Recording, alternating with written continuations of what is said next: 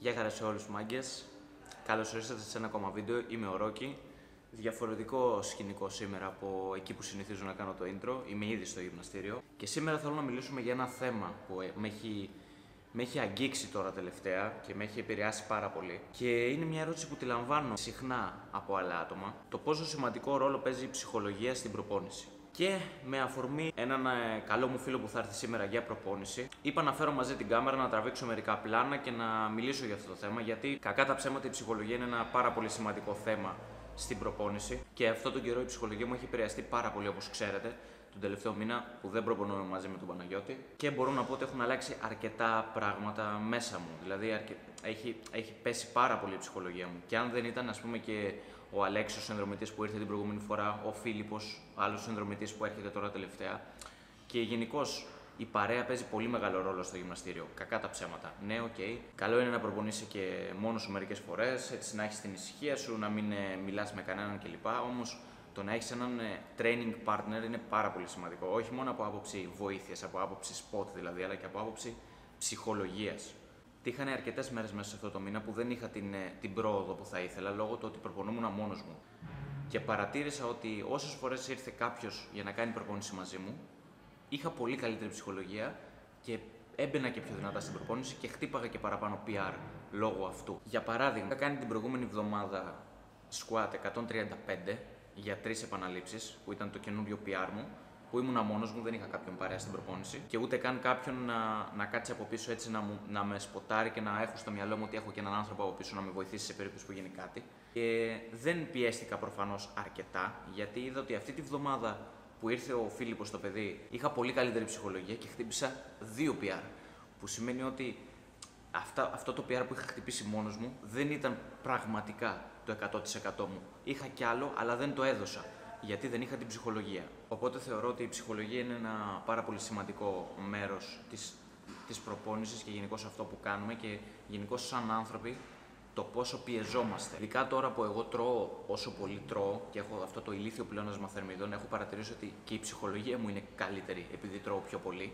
Που είναι λογικό αυτό γιατί οι ορμόνες μου δουλεύουν καλύτερα. Επομένως, έχω και πιο πολύ όρεξη να πιεστώ και νιώθω και πιο δυνατός για να πιεστώ παραπάνω. Οπότε πιστεύω πως δεν πρέπει να αμελούμε τον παράγοντα ψυχολογία στην προπόνηση. Βέβαια, όμως δεν θέλω να το χρησιμοποιούμε αυτό ούτε ως δικαιολογία, ούτε σε φάση δηλαδή δεν έχω ψυχολογία σήμερα, δεν πάω για προπόνηση ή δεν έχω ψυχολογία σήμερα, δεν θα πιεστώ. Εντάξει, σίγουρα εγώ αυτό το μήνα που κάνω προπόνηση μόνος μου, δεν μπορώ να πω, δεν είμαι ευχαριστημένος με τον εαυτό μου στο ότι έδωσα το 100% μου. Σίγουρα κράτησα και κάτι πίσω. Πρώτον για λόγους ψυχολογίας και δεύτερον για λόγους ασφάλειας, γιατί δεν είχα κάποιον, όπως είπα, να με προσέχει, να με παρατηρεί σε περίπτωση που κάνω κάτι λάθος. Δεν θέλω όμως να χρησιμοποιούμε ως δικαιολογία αυτό το πράγμα. Δηλαδή η δουλειά πρέπει να γίνει. Έχεις δεν έχεις ψυχολογία. Έτσι πιστεύω εγώ. Απλά προσπάθησε να φτιάξεις την ψυχολογία σου με κάποιο τρόπο, ώστε να κάνεις τη δουλειά. Δηλαδή ακόμα και μέρες που δεν νιώθεις καλά και δεν έχεις ψυχολογία ή κάτι έγινε και είναι, ξέρω εγώ, εντάξει, αν είναι κάτι σοβαρό, ok, αλλά αν είναι μια μικρομαλακία η οποία απλά σου χαλάει τη διάθεση, απλά άφησε το πίσω. Και θα σας φέρω ένα παράδειγμα σχετικό με αυτό που είπα πριν. Εγώ προπονούμαι μόνος μου αυτόν τον καιρό. Γιατί εγώ είμαι μαλάκας, εγώ φταίω. Γιατί όταν πήγα μαζί με τον Παναγιώτη στο καινούριο γυμναστήριο στο Χιμ, δεν το βούλωσα. Άσχετα με το αν είχα δίκιο ή άδικο, θα μπορούσα να το βουλώσω έτσι ώστε να κάνω προπόνηση με το φιλαράκι μου και να μείνω σε αυτό το γυμναστήριο και να κάνω εν τέλει αυτά που ήθελε η υπεύθυνη εκεί πέρα για να με αφήσει να προπονηθώ. Δεν το βούλωσα όμως και όλο αυτό επηρέασε την ψυχολογία μου. Δεν το άφησα όμως αυτό να την επηρεάσει τόσο πολύ ώστε να σταματήσω την πρόοδό μου και τα gains μου. Ναι, ίσως δεν πήγαινα στο 100% μου στις προπονήσεις μόνος μου, δεν το άφησα όμως να με μηδενίσει, να με πλακώσει ψυχολογικά και να πέσω τελείως. Σίγουρα τις πρώτες 2-3 μέρες ζορίστηκα υπερβολικά από θέμα ψυχολογίας. Σίγουρα την πρώτη μέρα, τη μέρα δηλαδή που έγινε αυτό το σκηνικό, η ψυχολογία μου είχε γαμηθεί πάρα πολύ. Γιατί έφυγα από το ένα γυμναστήριο και ήρθα εδώ πέρα μόνος μου να κάνω προπόνηση. Το πρόγραμμα προπόνησης δεν το ήξερα ακόμα καλά, ήταν η πρώτη εβδομάδα που το μαθαίναμε με τον Παναγιώτη, οπότε ζορίστηκα υπερβολικά. Ξαναλέω όμως, δεν χρησιμοποίησα αυτή τη δικαιολογία, το άφησα πίσω μου και συνέχιζα να κάνω τη δουλειά. Και άλλο ένα που με κρατούσε συντονισμένο στο να κάνω τη δουλειά είναι ότι δεν ήθελα να μείνω πίσω και να με βρει ο Παναγιώτης όταν ξανάρθει πίσω. Ήθελα να με βρει πιο δυνατό από ό,τι με άφησε.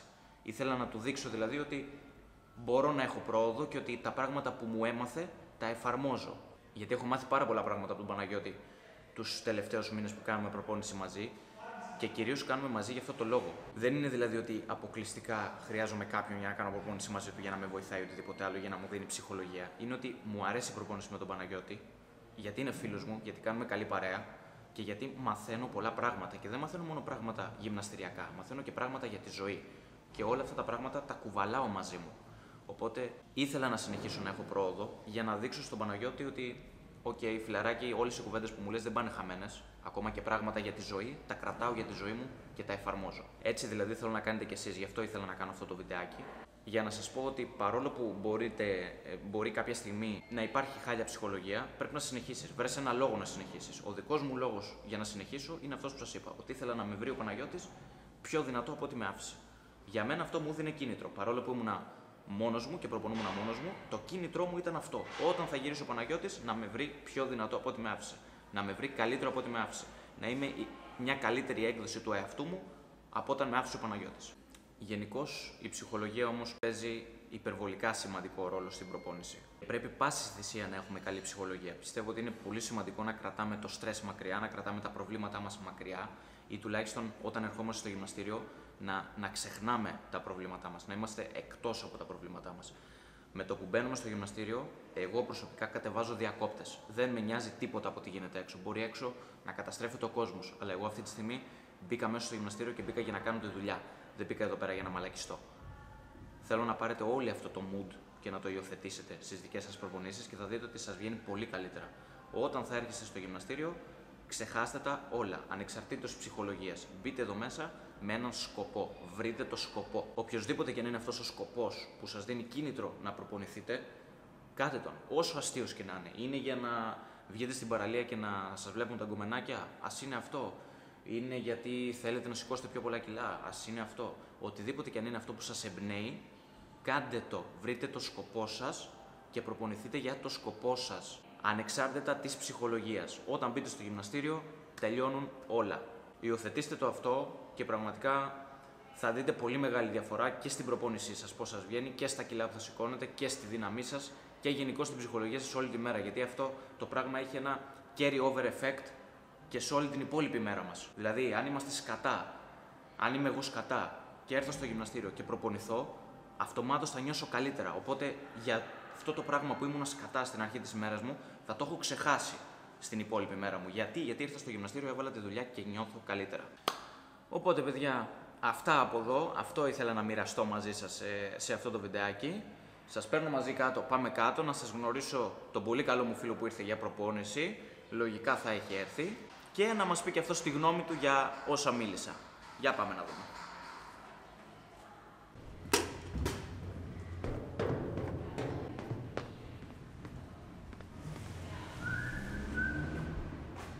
Ήρθε ο πολύ καλός μου φίλος που σας έλεγα. Δεν τον έχετε γνωρίσει, μπορεί να μην τον ξέρετε. Ήρθε για μία προπόνηση. Είχα καιρό να τον δω, η αλήθεια είναι. Μου έχει λείψει πάρα πολύ. Να δούμε τι θα μας πει και αυτός, τις εντυπώσεις του, το πώς εξελίχθηκαν τα πράγματα.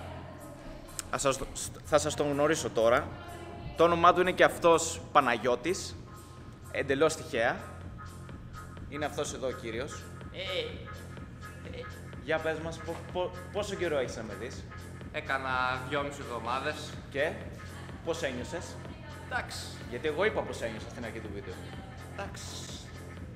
Καλά. Καλά. Εντάξει, καλά. Δεν τρέπεται καθόλου, Δεν θα πω ψέματα, δεν Ναι. έπαθα και τίποτα που δεν σε είδα 2,5 εβδομάδες. Αλλά εντάξει, μου λείψες. Αυτό ήθελα να ακούσω. Οπότε. Μου λείψες, αλλά καλά. Του λείψα, αλλά καλά. Εντάξει. Τα πλάνα μου δεν του λείψαν από ό,τι είπε στο βίντεο του. Λέει ότι δεν κάνω καλά πλάνα, με έχει στεναχωρήσει πάρα πολύ αυτό το πράγμα. Αλλά λέει ότι έχω γίνει πολύ καλύτερος. Και δεν κουνάω τα πλάνα πλέον. Ναι, έχεις βελτιωθεί. Οπότε τι θα κάνεις, θα επιστρέψεις τελικά? Γράφτηκα. Γράφτηκε. Θα έχω και τις δύο συνδρομές, όπως ξυπνήσω.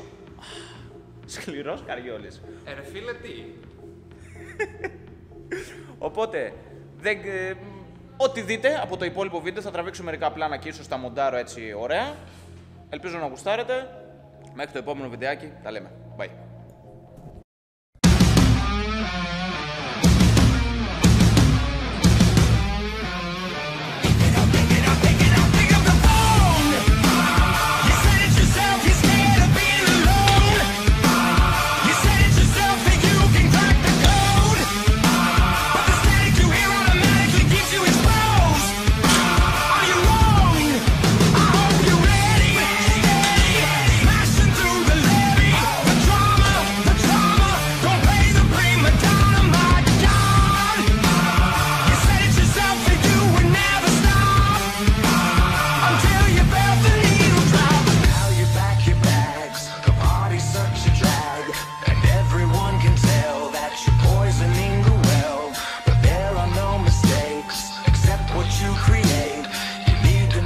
place.